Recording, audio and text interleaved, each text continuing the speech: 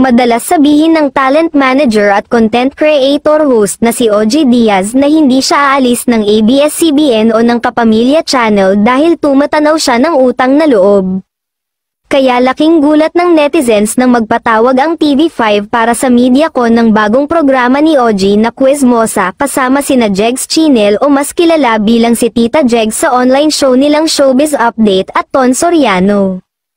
Tiyak na may magandang dahilan si OG kung bakit niya ito tinanggap na sa tingin namin ay hindi naman ito kalaban ng ABS-CBN o Kapamilya Channel at wala namang kaparehong programang ganito na base sa kwento ng host ay game show ito na habang nagmamarites sila ay may pa-games.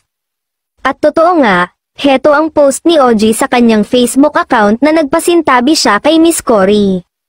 Kinakabahan ako, pero choose. Na-excite ako kasi panibagong challenge ito sa buhay ko. Kung kailan naman nagkakaedad na saka naman nabibigyan ng mga ganitong pagkakataon, choosy pa ba? Thank you, Papa God. Samahan nyo kami ni Tita Jegs at Ton Soriano. Thank you sa TV5 sa pasabog na pag-welcome. May pa-billboard pa silang nalalaman, kaya sana, ma-meet namin ang expectations ng management.